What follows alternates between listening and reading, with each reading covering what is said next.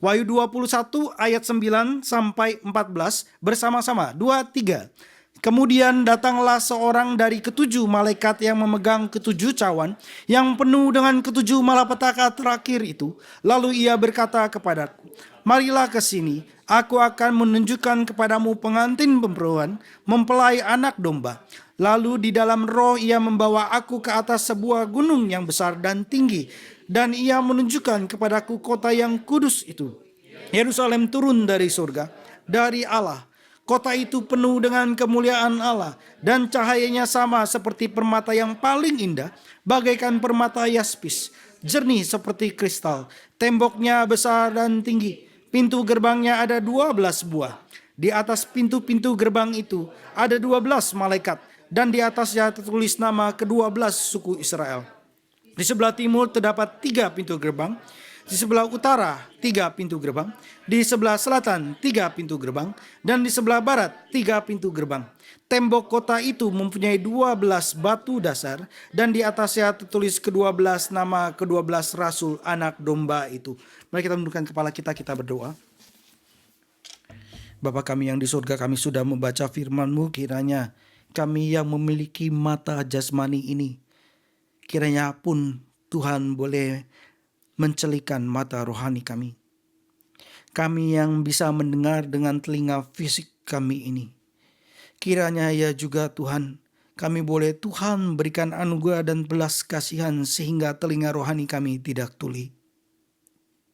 Bentuklah pikiran kami, bentuklah hati kami, bentuklah kehendak kami, sebagaimana firman Tuhan menyatakan kepada kami mengenai siapakah Engkau dan siapakah kami, mengenai tujuan kekal dan juga perjalanan kami ketika hidup di dalam dunia ini sebagai seorang musafir. Kami mohon sekali lagi anugerah dan belas kasihan Tuhan. Amin. Saudara, ada satu ungkapan yang sering kita dengar, yaitu perjalanan lebih baik daripada tujuan. Banyak orang setuju dengan ungkapan seperti ini. Pemimpin perusahaan seringkali rindu dengan masa-masa mereka ketika mereka masih berjuang. Kangen akan masa-masa itu. Dan orang tua seringkali terharu lihat foto anak-anak mereka waktu mereka kecil. Apalagi setelah anak itu sudah dewasa dan kemudian meninggalkan keluarga. Ada foto-foto dan kemudian kita kangen akan masa-masa yang sudah berlalu dan tidak kembali lagi. Tapi kalau dipikir-pikir ya, ini agak menyedihkan. Teringat akan kegagalan demi kegagalan sebagai orang tua. Teringat akan apa yang kurang diberikan kepada anak-anaknya. Mamanya Vera bicara sama Vera, aduh waktu kamu kecil ya mama gak perhatikan kamu. Coba kalau mama dari waktu kamu kecil mama perhatikan kamu, pasti mama sudah sekolahkan kamu untuk menjadi dokter karena itu yang kamu inginkan gitu ya. Mamanya bilang, tapi itu sudah masa lalu, sudah tidak bisa dikembalikan. Dan maka kemudian hanya melihat apa yang dulu. Dan sekarang biasanya kita ngelihat akhirnya itu bukanlah hal yang bikin puas. Karena teringat akan kegagalan dan apa yang terjadi sekarang. Kalau tujuan akhirnya nggak bikin puas, artinya ada yang salah bukan? Ada yang salah. Nah, begitu kita sampai di tempat yang kita kejar, bahkan seringkali bahwa kita pikir itu akan mengisi kepuasan saya, itu akan memberikan kebahagiaan bagi saya. Ketika sampai ke tempat itu, loh saya kok tetap nggak puas? Loh kok tetap saya masih kosong? Ya mungkin untuk sementara bisa lah gitu ya. Wah saya mau kejar Wagyu A5. Saya mau kejar itu apel dari Aomori yang gede-gede, yang juicy, yang waktu digigit dagingnya seret, wah berasa sekali di mulut gitu ya. Wah, ya bisa sih. Tapi itu mungkin nggak bisa menikmati dan mengucap syukur ya, puji Tuhan ya. Tapi bagaimanapun kita tidak akan terisi sepenuhnya, tidak akan puas oleh apa yang ada di dalam dunia ini. Bahkan hal terbaik di dunia ini tetap tidak cukup. Saudara, Abraham mengalami perjalanan yang panjang dalam kehidupannya. Dia dari Ur Kasdim, dia hidup di dalam 2000 tahun yang lalu sebelum Tuhan Yesus lahir. Dan Tuhan perintahkan dia pergi ke tanah Kanaan. Dan itu bukanlah suatu hal yang enak ketika dia pergi ke negeri yang asing. Tapi Tuhan bukan hanya memberikan perintah, Tuhan memberikan janji kepada Abraham, yaitu bahwa dia akan jadi bangsa yang besar, dan melalui dia maka banyak bangsa akan mendapatkan berkat melalui keturunannya. Tuhan memberikan perintah, Tuhan memberikan janji, dan pada saat perintah itu diberikan dan janji itu diberikan, apa yang membuat kita kemudian bisa percaya bahwa itu sungguh dan ini yang berarti bagi hidupku? Iman. Oleh sebab itu Abraham disebut sebagai bapa orang beriman. Saudara, mari kita buka dan kita baca Ibrani 11 ayat yang ke-9. Selama hidupnya Abraham tidak lihat janji itu jadi kenyataan. Tuhan menjanjikan tetapi dia tidak lihat janji itu jadi kenyataan. Kita baca ya. Ibrani 11 ayat 9. Lalu jangan ditutup, nanti kita baca juga ayat yang ke-10. Bersama-sama ayat yang ke-9. 2, 3. Karena iman, ia tinggal di tanah yang dijanjikan itu sebagai orang asing. Dan di situ dia tinggal di kemah dengan Ishak dan Yakub yang bersama-sama menjadi ahli waris janji yang sama itu. Jadi Abraham hidup di kemah bersama Ishak dan Yakub yang juga dapat janji itu. Ahli waris, keturunan, anak-anak daripada Abraham.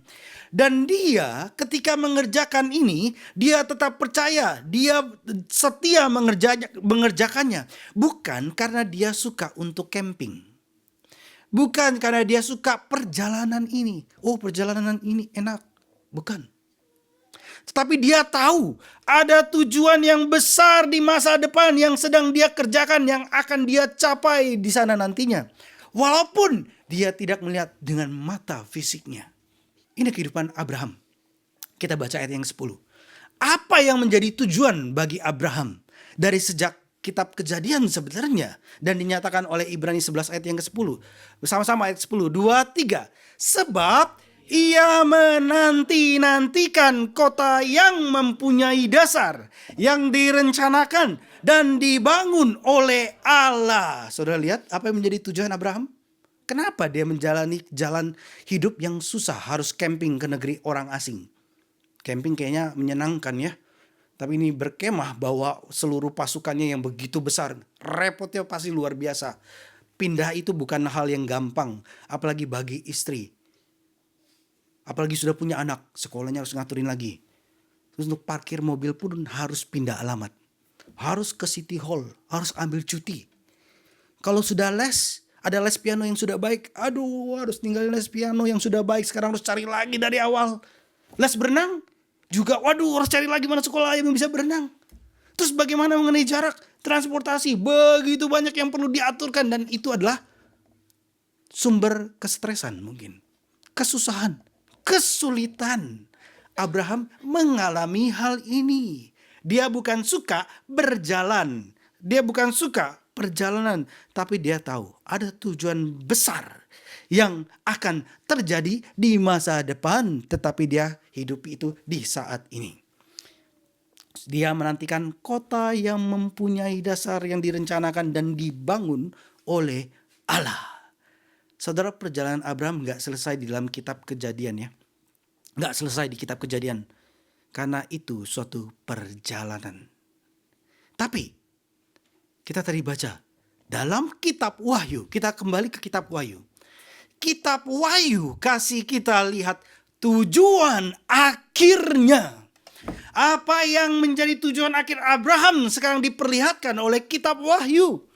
Orang-orang Kristen, orang-orang percaya disebut sebagai anak-anak Abraham. Ya kan ya? Anak-anak Abraham. Mereka adalah orang-orang beriman sebagaimana Ishak dan Yakub, orang beriman. Abraham adalah bapak orang beriman, orang-orang percaya adalah anak-anak Abraham. Mari kita buka dan kita baca dan kita hafalkan Galatia 3 ayat 7. Galatia 3 ayat ke-7. Bersama-sama dengan suara yang keras. 2, 3. Jadi ketahuilah bahwa mereka yang hidup berdasarkan iman adalah anak-anak Abraham. Yang hidup berdasarkan iman adalah anak-anak anak Abraham. Bagaimana saudara menjalani hidup saudara? Apakah saudara menjalaninya di dalam iman? Atau saudara mungkin ditakuti dan dihantui oleh apa yang ada dalam dunia ini.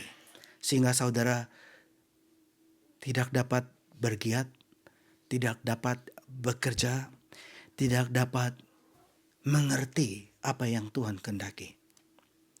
Jadi saudara, orang-orang percaya yang kemudian juga nanti akan sampai ke tempat yang Tuhan janjikan. Dan mereka bisa sampai ke tempat yang Tuhan janjikan karena iman. Sebagaimana bapaknya Abraham yang adalah bapa orang beriman. Kembali lagi kepada kitab Wahyu. Yohanes sampaikan kalau Roh membawa dia ke gunung yang tinggi. Ya kan ya? Yohanes dibawa rohnya ke gunung yang tinggi. Di situ dia lihat Yerusalem baru turun dari surga. Saudara, ini bukanlah yang pertama kali dinyatakan. Bukanlah kitab Wahyu yang pertama kali dinyatakan. Tapi kitab-kitab perjanjian lama dan perjanjian baru pun sudah menyatakan mengenai hal ini. Saudara, dengan iman seperti Abraham, dengan penglihatan yang dilihat oleh Yohanes, kita juga bisa lihat pengharapan itu. Abraham memilikinya, Yohanes memilikinya, dan kiranya gereja Tuhan sekarang pun boleh melihatnya dengan iman mereka dan melihatnya lewat penglihatan yang sudah dinyatakan oleh Yohanes kepada kita. Hidup ini bukan cuma soal perjalanan. Ada tujuan kekal yang benar-benar memuaskan. Dan itu hanya ada di dalam Yesus. Apa yang mengisi kekosongan jiwa saudara yang paling dalam? Tuhan Yesus. Gak ada tempat, gak ada yang lain. Memang hanya Dia yang mengisi kekosongan jiwa kita yang terdalam.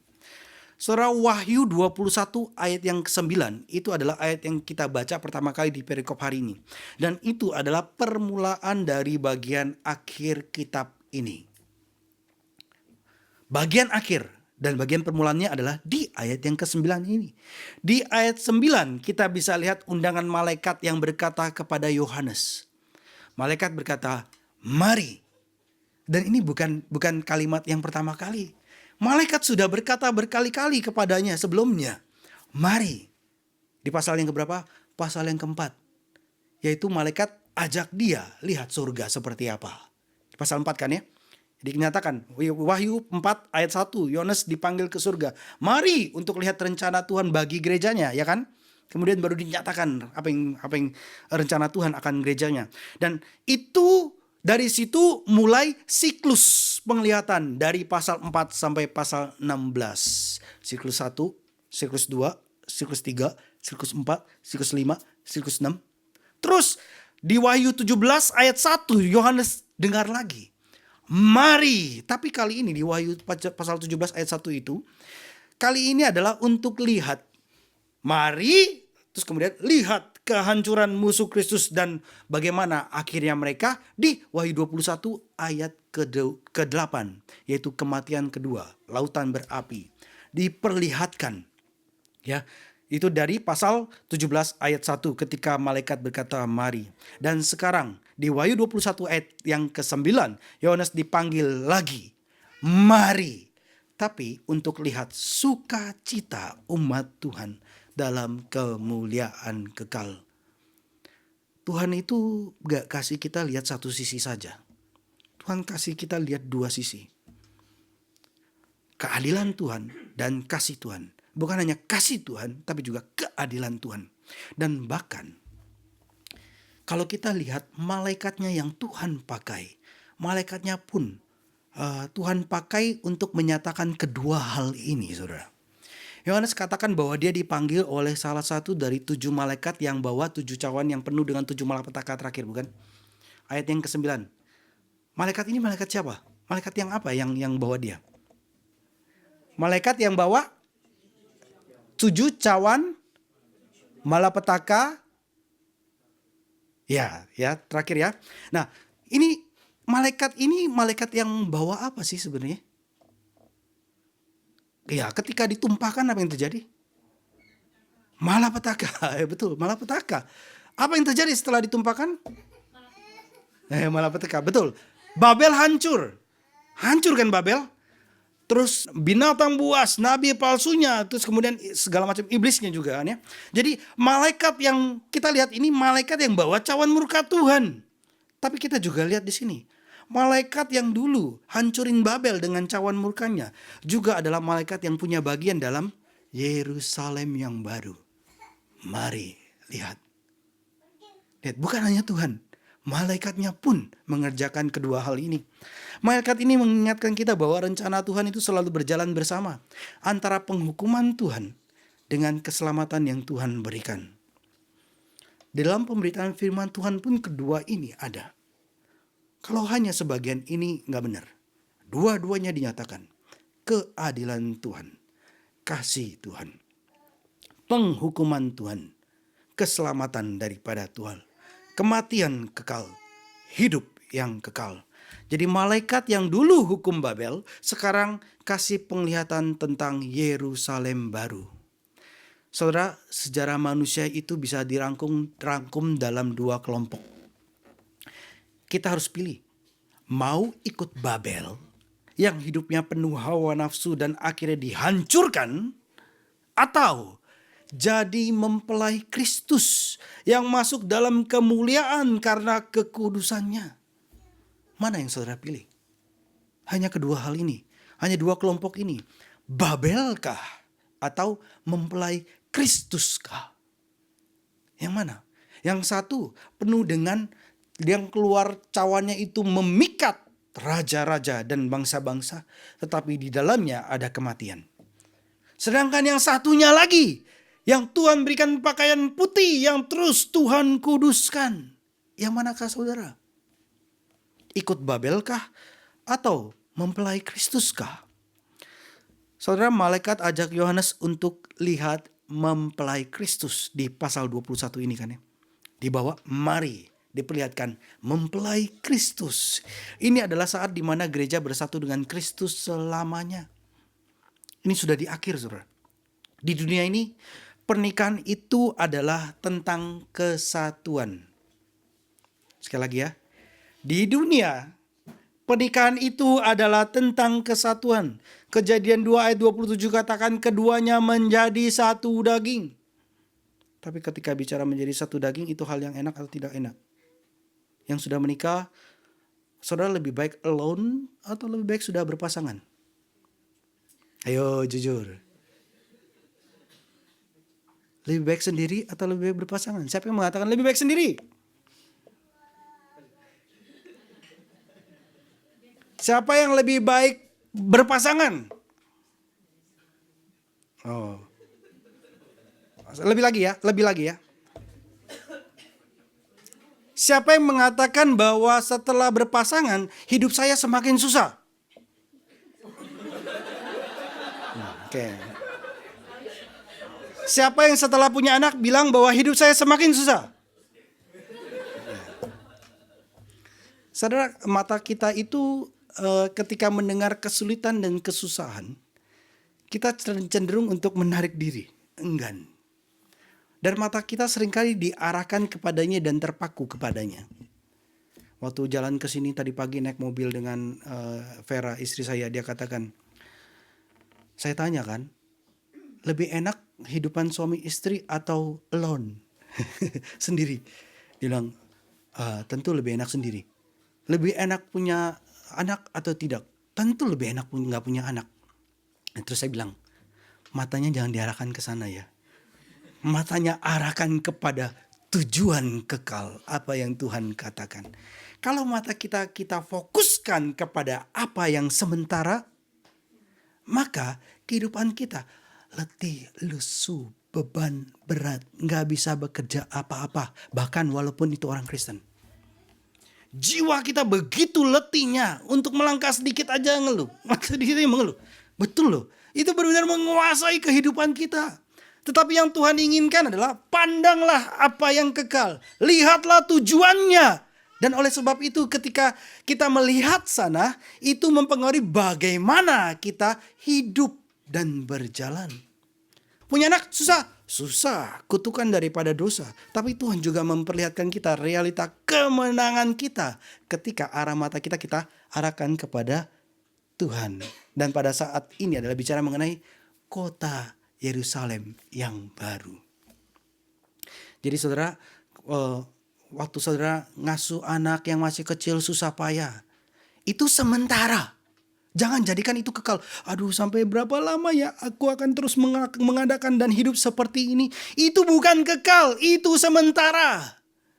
Kalau dari mulut dan hati saudara katakan, sampai kapan ya saya harus didikin dan omelin anak-anak ini. Itu sementara. Iblis berusaha membuat kita, itu kekal. Itu kekal. Ayo minggat. Ayo pergi. Ayo tinggalkan. Ayo lepaskan pekerjaan Tuhan. Itu iblis.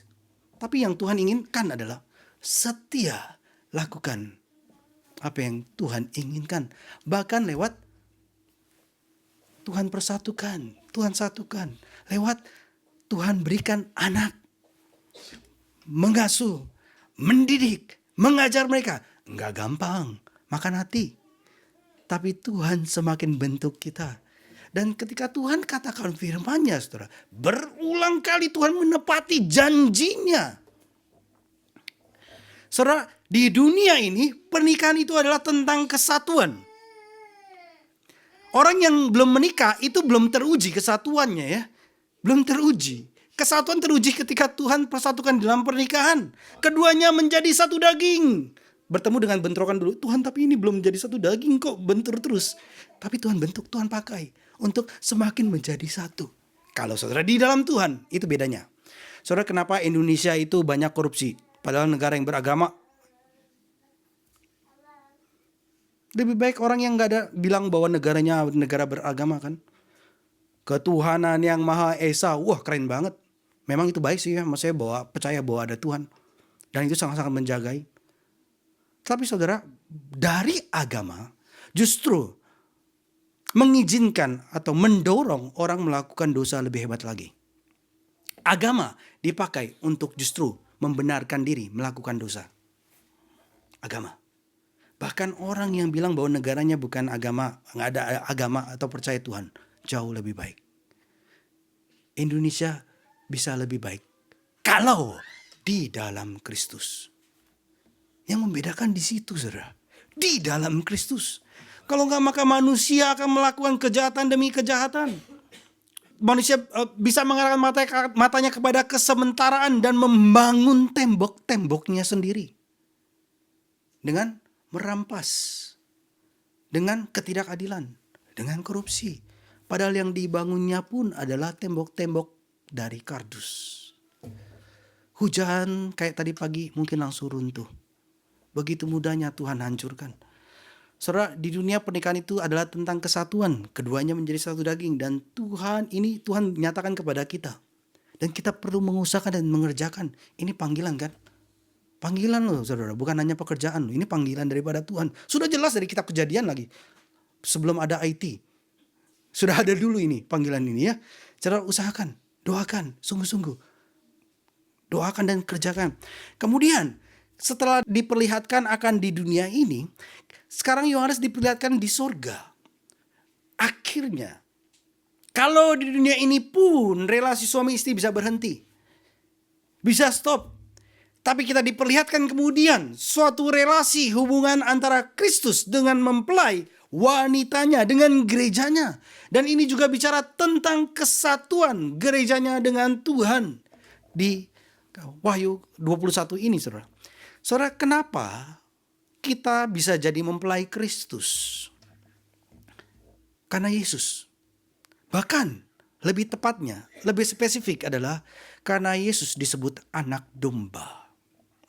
Di bagian akhir daripada kitab Wahyu ini, Yesus disebut anak domba 7 kali. Apakah itu kebetulan? Bukan. Yohanes dengan sengaja anak domba 7 kali. Mau menyatakan apa? Mau menyatakan bahwa hubungan kita dengan anak domba didasarkan pada pengorbanannya di kayu salib. Relasi kita mempelai wanita Kristus itu punya relasi yang kuat dengan Kristus. Itu relasinya karena dia telah mati di atas kayu salib sebagai anak domba yang disembelih. Jadi salib bukan hanya untuk memulai kehidupan Kristen. Betul, memulai kehidupan Kristen itu tentu salib ya. 2000 tahun yang lalu Kristus telah mati untuk kita, itu hal yang sangat besar. Tapi bukan itu saja. Salib juga adalah yang membuat setiap orang percaya tetap bersama Dia selamanya. Salib. Anak domba, anak domba, anak domba, anak domba, anak domba, anak domba. 7 kali dikatakan. Dan dari Wahyu 21 ayat 9 kita bisa lihat bukan cuma siapa kita di masa yang akan datang, tapi juga siapa kita sekarang. Kalau kita percaya Yesus, kita sudah dibersihkan oleh darahnya. Kalau kita percaya, Tuhan sedang mempersiapkan kita untuk masuk ke dalam kemuliaan. Saudara, hidup kita sekarang adalah proses untuk jadi semakin kudus. Tapi di saat yang sama, kita juga sudah jadi tunangan Kristus. Kita sudah dan sedang dalam proses semakin kudus. Di saat yang sama kita juga sudah jadi tunangan Kristus. Masa depan kita di dalam kasih-Nya sudah pasti, karena Dia sudah membayar lunas dengan hidupnya. Dan berbeda dengan orang yang bukan Kristen, hidup kita tentunya haruslah hidup yang menunjukkan ketaatan sebagai orang yang beriman. Orang bisa ngomong, saya orang Kristen. Nah, bedanya di mana? Beriman atau tidak kan ya? Orang yang beriman, apa yang bisa kita lihat daripadanya? Kesetiaan, ketaatan. Orang bisa ngomong bahwa saya orang Kristen, tapi ketika yang dia katakan di mulutnya itu belum tentu yang dia imani. Yang dia imani pasti akan dia lakukan, dia hidupi. Yang dia tidak imani pasti dia tidak hidupi. Orang yang beriman akan menghidupi, ditunjukkan dengan ketaatan. Saudara, orang yang dibersihkan oleh anak domba itu tidak akan kena penghakiman seperti Babel. Simon Kistemaker mengatakan, sebagai suami, anak domba memberikan semua yang dibutuhkan istrinya, menghormatinya, menghiasinya dengan pakaian dan perhiasan yang indah. Kalau di zaman sekarang di dunia ini mungkin saudara masih melihat, aduh, kok istri saya merampas sendiri pakaian dan perhiasan yang indah. Keluarin uang keluarga sendiri ya. Mungkin berpikir seperti itu ya. Itu sementara ya. Terus di dalam Tuhan ya. Doakan. Terus sama-sama untuk takut hidup, semakin takut akan Tuhan. Tuhan akan kuduskan. Dan itu benar-benar menjadi indah. Benar-benar kita suami istri bisa menikmati keindahan yang Tuhan berikan.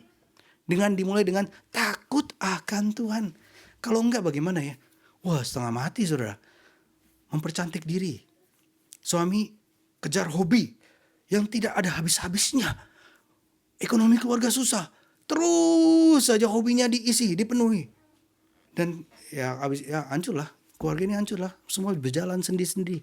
Bagikan domba yang gak dituntun loh. Saya all we like sheep. Kemana? All we like sheep. Gitu ya, makin lama makin mudar, makin hilang. Memang lagu dibuat seperti itu saudara. Sebagaimana domba. Saudara, Yohanes mulai penglihatannya dengan mempelai Kristus.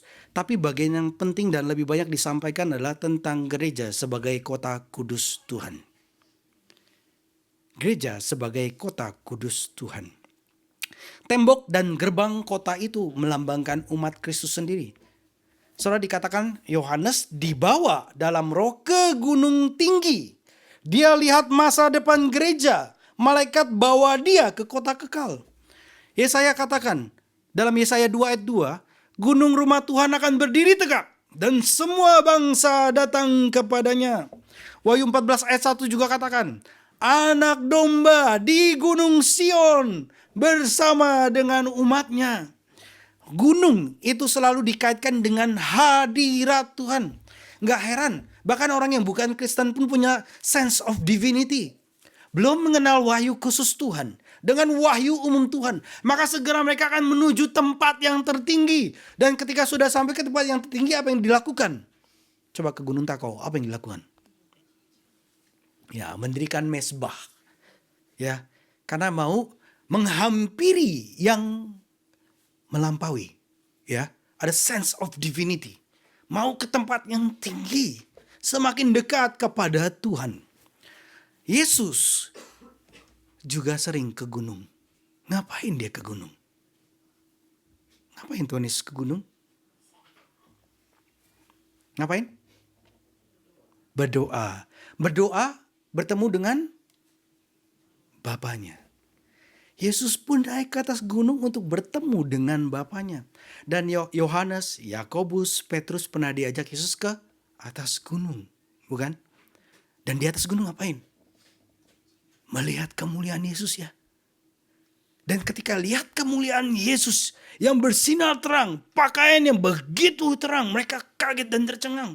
Dilingkupi oleh kehadiran Tuhan. Dan mereka tidak mau lepas dari tempat itu. Dia lihat, loh ada Elia, ada Musa. Lalu Petrus karena tercengang dan udah gak tahu ya, rasionya pun dikuasai. Dan mau tetap tinggal di sana dan dikatakan, Tuhan baiklah kita mendirikan kemah. Satu untuk kamu, satu untuk ini, satu untuk ini. Kita biar tetap di sini saja. Karena begitu indahnya kehadiran Tuhan.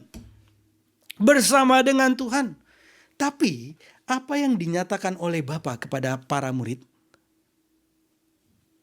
Lihatlah. Dialah anak yang kupilih. Dengarkanlah dia. Kenapa? Apa yang sedang dilakukan oleh Bapa yang dinyatakan kepada para rasul? Tugasnya belum berakhir. Belum, ini bukan. Segera kemudian Tuhan ajak murid-muridnya turun daripada gunung. Untuk lihat realita dunia saat ini. Dilihatkan visi untuk kemudian hidup di dalam dunia ini dengan visi yang Tuhan berikan. Kristus belum naik ke atas kayu salib. Kristus harus naik ke atas kayu salib. Oleh sebab itu kemudian para murid harus turun daripada gunung.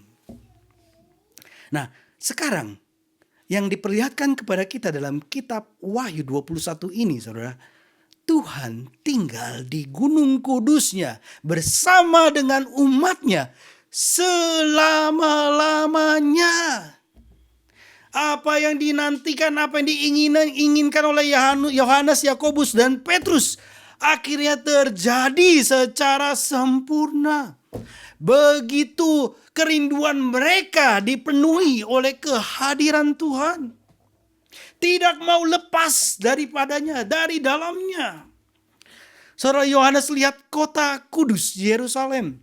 Dan ini adalah penggenapan janji Tuhan kepada Abraham.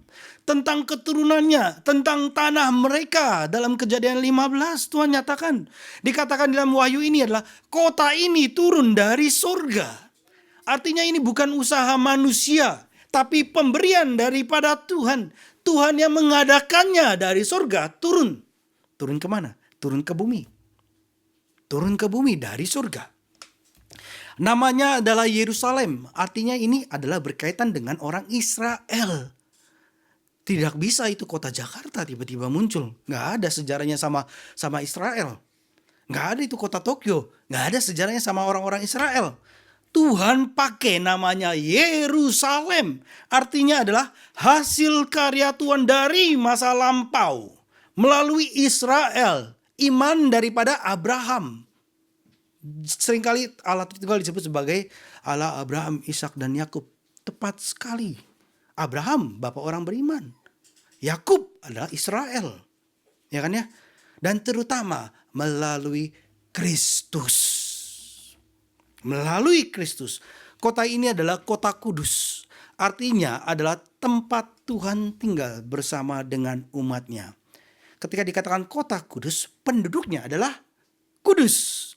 Orang yang ada di kota ini punya dua ciri.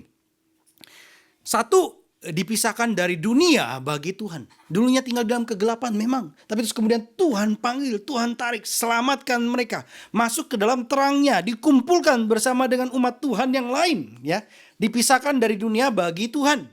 Sekarang hidupnya bagi Tuhan.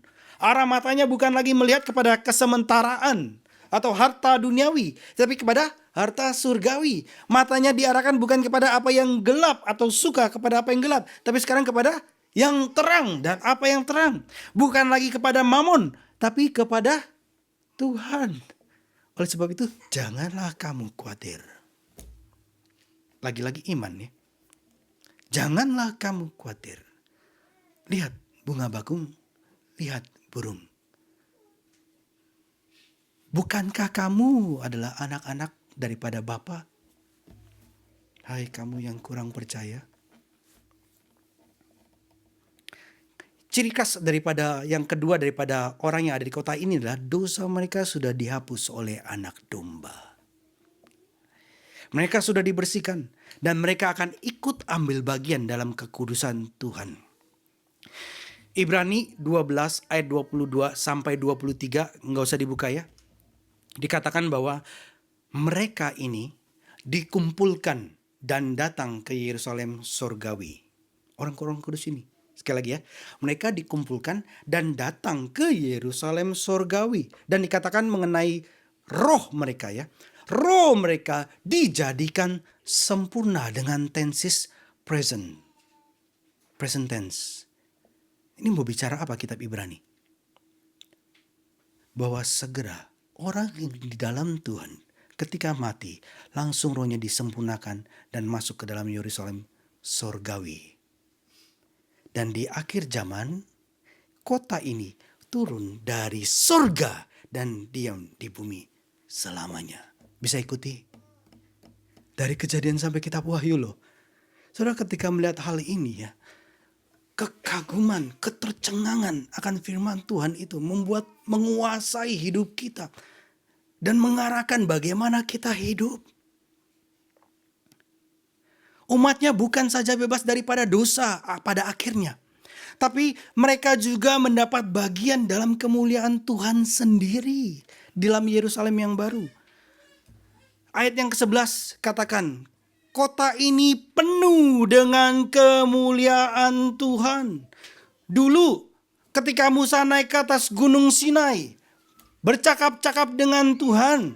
Lalu Musa turun, orang Israel melihat Musa, wah begitu silaunya sehingga Musa harus pakai tutup kepalanya. Karena wajah Musa bercahaya, bersinar. Paulus bilang juga, kita diubahkan dari satu tingkat kemuliaan ke tingkat kemuliaan yang lain. Di akhir zaman, umat Tuhan akan disempurnakan dalam kemuliaan. Saudara nanti coba lihat lagi lagu yang kita nyanyikan tadi.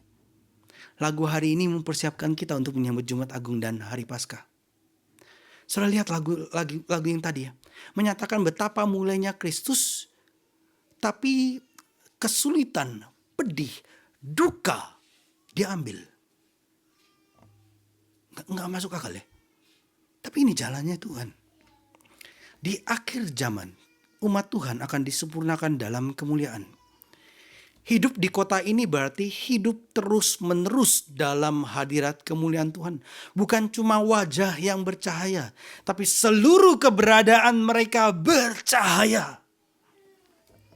Mereka akhirnya benar-benar mencerminkan the image of God. Mereka mencerminkan the image of God, gambar dan rupa Allah. Dan Yohanes membandingkan Yerusalem baru ini dengan permata yang bersinar. Seperti yaspis, jernih seperti kristal. Seperti apa sih? Yaspis, apa sih? Kristal seperti apa sih? Setidaknya saudara ngerti dong berlian ya. Bagaikan berlian ya. Yang bercahaya dari segala aspek sisinya, memancarkan cahaya yang begitu indahnya. Dan sebagaimana kota kudus Tuhan, begitu juga penduduknya akan memancarkan semua sifat-sifat Tuhan yang bercahaya dalam kesempurnaan kemuliaan mereka. Bagaikan berlian, begitu indahnya. Kenapa Yohanes diberikan penglihatan ini, saudara? Kok dikasih lihat? Kok dikasih lihat kota ini? Abraham sih tentu lihat ya. Makanya dikatakan oleh Ibrani. Kenapa Yohanes dikasih lihat? Untuk apa buat gerejanya? Supaya kita hidup sejalan dengan tujuan akhir kita. Supaya hidup kita saat ini sejalan dengan tujuan akhir kita. Kalau kita akan tinggal di kota kudus, sekarang kita harus mulai mencerminkan kota kudus itu, bukan? Bukan tunggu tua, sekarang. Justru nyesel. Nyesel. Saya nyesel, kenapa kok nggak dari balita batita aja gitu ikut sekolah minggu. Sekolah minggu yang benar-benar takut akan Tuhan. Wah, guru-gurunya benar-benar mempersiapkan firman Tuhan dengan serius menyampaikan firman Tuhan. Coba ya dari kecil ya sudah mendapatkan, pasti akan lebih limpah lagi. Kalau ngelihat ya anak-anak SKC, bersyukurnya mereka. Dari sejak SD, SMP, SMA pun mereka mendapat berkat luar biasa besarnya. Sehingga mereka banyak juga yang Tuhan pakai dengan luar biasa dalam pekerjaan Tuhan dengan lebih lagi. Saudara, gereja harus bersinar lewat ajarannya. Gereja harus bersinar dengan hidup kudusnya. Kalau kita akan tinggal di kota kudus, sekarang kita harus mulai mencerminkan kota kudus itu. Oleh sebab itu gereja harus bersinar lewat ajarannya. Keadilan, kasih Tuhan, dua-duanya dinyatakan, disampaikan. Dan jemaatnya hidup dalam kekudusan. Tapi sekarang banyak gereja lebih mirip dunia. Fokusnya ke gaya dunia. Gereja yang kudus mungkin kecil, mungkin gak terkenal. Tapi merekalah cikal bakal kota besar Tuhan nantinya. Kalau tujuan kita adalah hidup dalam kemuliaan Tuhan, hidup kita sekarang haruslah mencerminkan kemuliaan Tuhan. Paulus katakan, kita bercahaya di tengah generasi yang bengkok. Filipi 2 ayat 15 sampai 16. Bukannya kita yang jadi bengkok ikut dunia. Tetapi orang kudusnya Tuhan diperlengkapi dari firman Tuhan tentunya. Firman Tuhan yang membentuk rasio, hati, dan kehendak kita. Bercahaya di tengah generasi yang bengkok. Saudara, kalau firman Tuhan tidak mengubah kita, apa dasarnya kita berharap akan masuk ke dalam kota kudus Tuhan? Mustahil. Sekali lagi, kalau firman Tuhan tidak mengubah saudara, apa dasarnya saudara berharap akan masuk ke dalam kota kudus Yerusalem? Mustahil. Orang Kristen sejati percaya bahwa mereka selamat hanya karena iman. Itu bukan usahanya sendiri. Itu pemberian daripada Tuhan. Tapi iman sejati selalu bawa perubahan hidup. Dibenarkan artinya juga dikuduskan. Percaya kepada Yesus sungguh-sungguh artinya kita menjalani kehidupan dengan penuh takut akan Tuhan, dengan ketaatan dan kesetiaan. Ibrani 12 ayat 14 katakan, tanpa kekudusan tidak ada bisa yang melihat Tuhan. Tidak ada seorang pun yang dapat melihat Tuhan jikalau tanpa kekudusan. Kalau nanti kita bakal bersinar bagaikan permata, bagaikan berlian. Sekarang pun setidaknya kita harus mulai bersinar, bercahaya. Dan Roh Kudus mengubah kita lewat firman Tuhan. Banyak orang berpikir bahwa hidup ini adalah untuk bahagia, untuk keamanan. Dan oleh sebab itu membentengi kehidupan mereka dan keluarga mereka dengan tembok-tembok yang daripada kardus. Dengan kepintaran mereka, dengan keuangan mereka, dengan kekuatan mereka. Dan imajinasi Disney mungkin setengahnya benar, happily ever after. Tetapi itu setengahnya benar, artinya salah. Harus dua-duanya benar, kecuali di dalam Kristus. Happily ever after itu di dalam Kristus. Di luar Kristus tidak ada happily ever after. Banyak orang berpikir bahwa hidup ini adalah untuk bahagia dan saat ini, keamanan saat ini, kenyamanan saat ini. Kalau bisa rampas. Kalau bisa tidak usah kasih orang yang kesulitan pun, asalkan saya cukup dan keluarga saya. Tapi Tuhan lebih peduli saudara untuk jadikan kita kudus. Tuhan peduli untuk jadikan umatnya kudus. Kalau kita mengerti akan hal ini, maka kita akan lihat pencobaan itu dengan cara yang berbeda. Kita melihat ujian, kita lihat apa yang datang dalam kehidupan kita walaupun sulit dengan kacamata yang berbeda sekarang. Ada seorang Kristen yang ngalamin banyak kehilangan dan penderitaan. Dia susah hati, Dia bingung, kok kenapa bertubi-tubi penderitaan ini datang. Dan dia bertanya, Tuhan sedang mau mengerjakan apa dalam hidupku? Dan suatu hari kemudian dia lihat ada orang yang sedang membangun katedral yang besar. Dia tanya ke tukang batu yang sedang mengerjakan batu itu, Pak, lagi buat apa? Terus tukang batu itu jawab, saya lagi bentuk batu ini di bawah supaya pas di atasnya nanti. Dan kemudian dia sadar, Tuhan lagi bentuk dia di dunia ini supaya pas tempatnya di kota kudus nanti. Mata saudara-saudara arahkan kemana? Yang sementara atau yang kekal? Jangan dibalik. Iblis ngebalik ini saudara.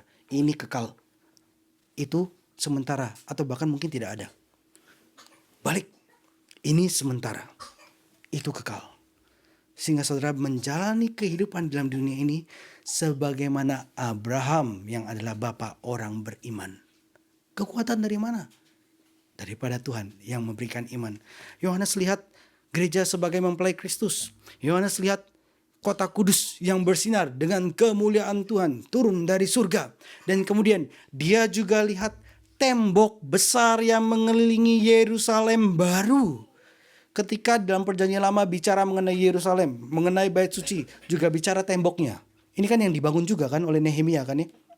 Yang bahkan pekerjaannya ketika mengerjakan ini harus bawa peralatan senjata karena ada lawan sambil bangun, lawan musuh. Jaga-jaga kan. Ini yang mereka hadapi.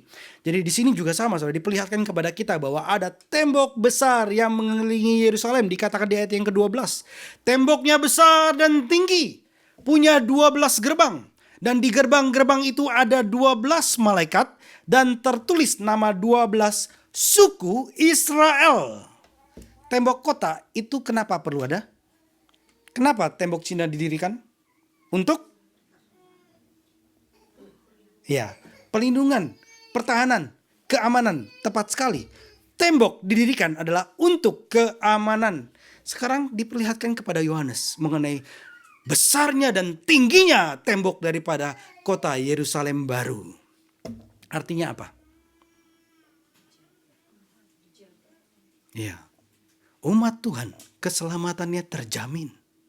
Kamu gak usah bangun dengan kardus. Tuhan yang mengadakannya. Tuhan yang memberikannya. Temboknya besar dan tinggi itu adalah tanda perlindungan Tuhan bagi umatnya. Saudara, John Newton pernah tulis tentang perlindungan ini. Dikelilingi tembok keselamatan, engkau tidak perlu takut musuh. Ini kan bujangnya si Elia ya. Yang dia minta Tuhan bukakan matanya untuk lihat, wah, yang menyertai kita jauh lebih banyak bala tentara Tuhan. Dikelilingi tembok keselamatan, engkau tidak perlu takut musuh. Gerbang kota itu ada berapa? 12. Kenapa 12? Ya, kalau kitab Wahyu menyatakan jelas ya, suku bukan rasul loh, suku ya. Gerbang itu ada pintu masuk ke kota Tuhan. Gerbang itu adalah pintu untuk masuk ke dalam kota kudus Tuhan. Ada 12. Artinya undangan ke kota kudus Tuhan itu terbuka bagi semua orang untuk masuk melalui iman kepada Kristus. Karena gerbang itu ada di berapa arahnya? 4. Arah mata angin ini berapa? Timur, utara, selatan, barat. Ini bicara mengenai ciptaan. Diundang untuk masuk ke dalamnya. Ada 3 gerbang di tiap sisi kota. Timur, utara, selatan, dan barat. Saudara ketika ingat akan hal ini. 3. Saudara ingat apa? Ingat apa? Tritunggal? Bukan. Ingat? Di dalam perjanjian lama. Ya, arahkan juga waktu orang Israel berkemah. Sudah diaturkan. 3 di atas, 3 di bawah, 3 di kiri, 3 di kanan. Tengahnya sentralnya apa? Bait suci, ya kan ya? Lalu ketika mereka membereskan bait suci, lalu keluar jadi satu barisan. Juga diaturkan kan? 3. Yang paling depan siapa? Yehuda. Dari keturunan Yehuda datang siapa? Kristus. Mesias yang dijanjikan. Yesuslah Raja, pemimpin kita. Formasinya ya formasi yang daripada Tuhan. Dari zaman lampau Tuhan sudah nyatakan. Tuhan terus kerjakan yang dipimpin oleh Mesias. Informasi Israel. Ini gambaran bahwa umat Tuhan dikumpulkan dari seluruh dunia. Tiap gerbang dijagai oleh para malaikat, oleh malaikatnya. Yesaya 62 ayat 6 katakan bahwa Tuhan menempatkan penjaga di tembok Yerusalem. Waktu Adam jatuh ke dalam dosa dan dia diusir, malaikat berjaga di Taman Eden dengan pedang berapi yang berputar kan. Dan di Yerusalem baru hanya orang yang diselamatkan oleh darah anak domba yang kemudian bisa masuk. Wahyu 22 ayat 14 nanti katakan, berbahagialah mereka yang membasuh jubahnya. Mereka akan memperoleh hak atas pohon kehidupan, singular. TB yang lama masih plural. Dan masuk melalui pintu-pintu gerbang dalam kota itu. Di tiap gerbang tertulis nama 12 suku Israel. Yeskel pernah menubuatkan kota yang akan datang dengan tiap gerbang punya nama suku Israel ini. Tapi di sini fokusnya bukan ke suku secara terpisah. Tapi adalah fokusnya pada kesatuan umat Tuhan. Dalam Wahyu 7 ayat 4, 12 itu dipakai untuk apa? Kalau ingat 12 ingat apa? Umat Tuhan ya. Umat Tuhan tadi ya sudah suku Israel ya. Suku Israel. Terus ingat lagi 144 ribu.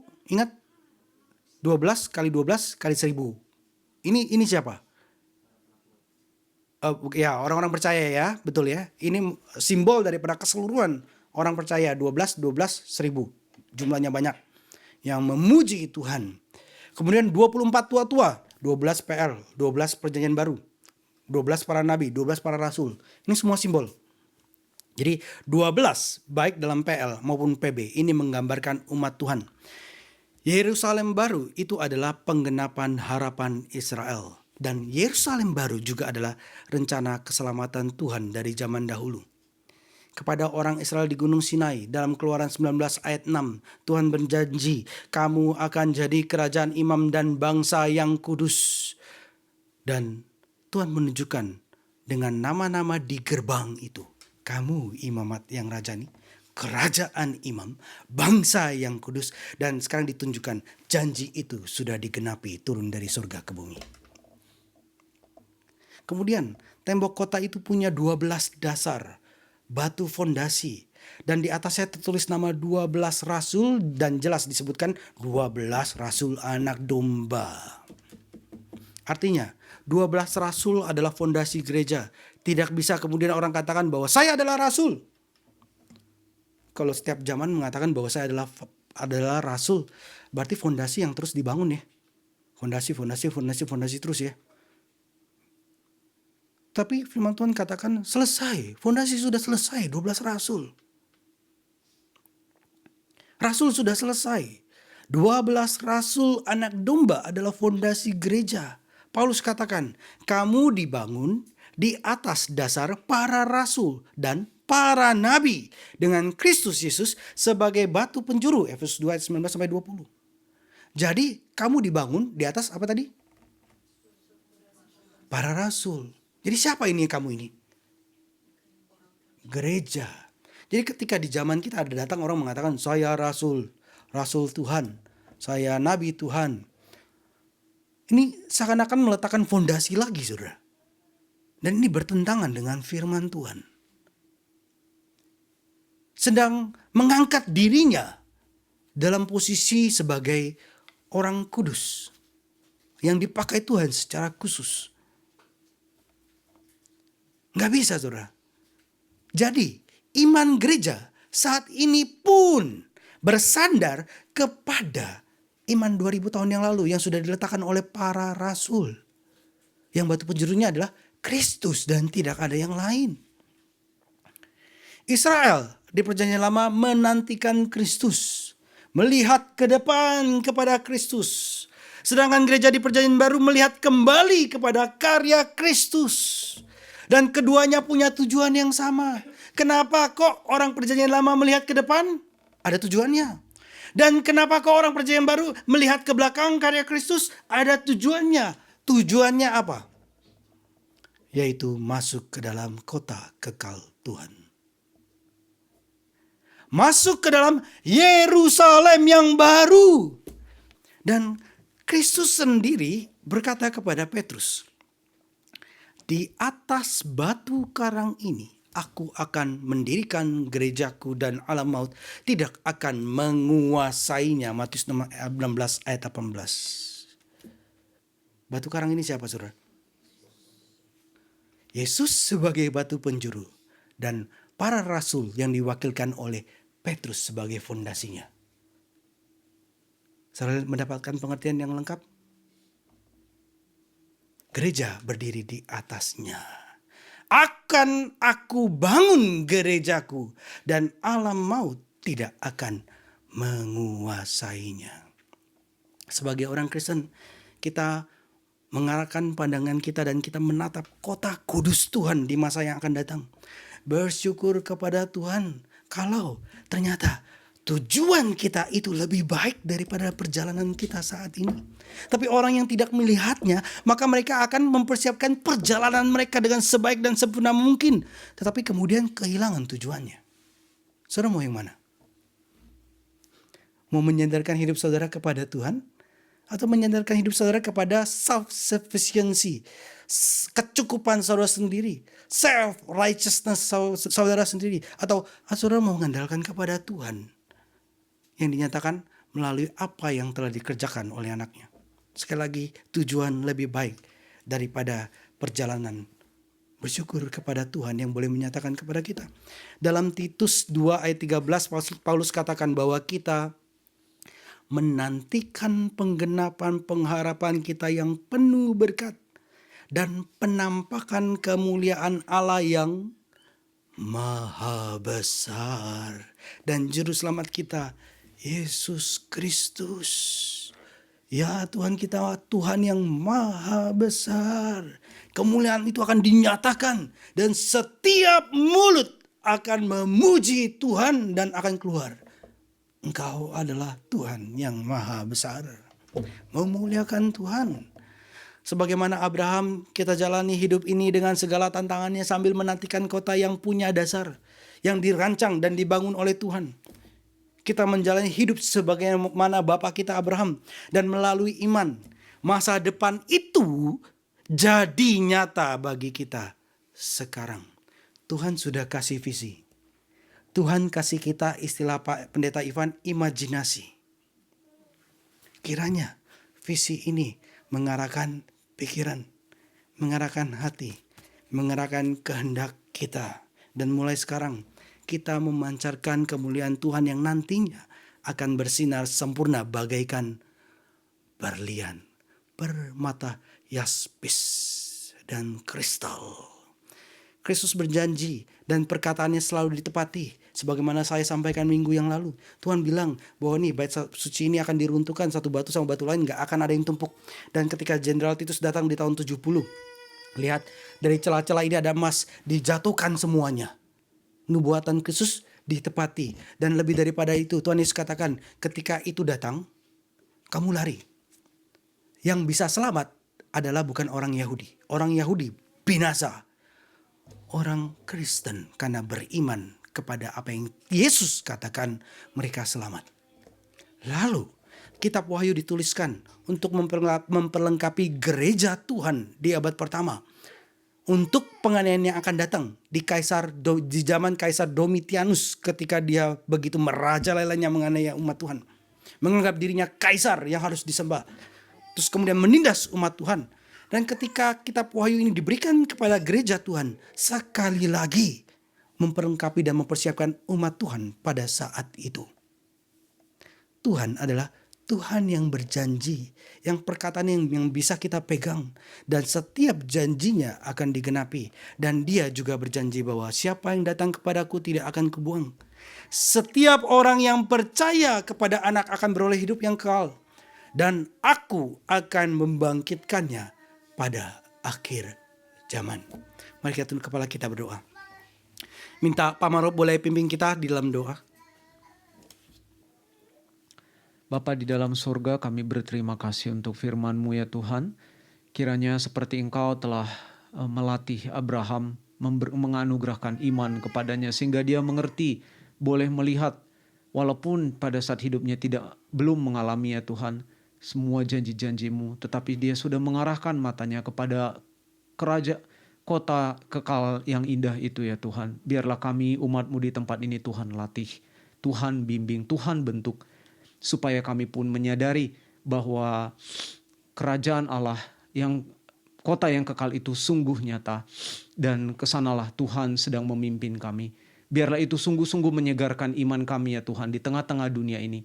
Meskipun ada kesulitan, penderitaan, ada berbagai tantangan maupun tawaran-tawaran kesenangan daripada dunia ini, ingatkan kami bahwa kota yang kudus itu sungguh nyata, dan di dalamnya lah kesenangan yang sejati bersama-sama dengan Tuhan itu yang menantikan kami.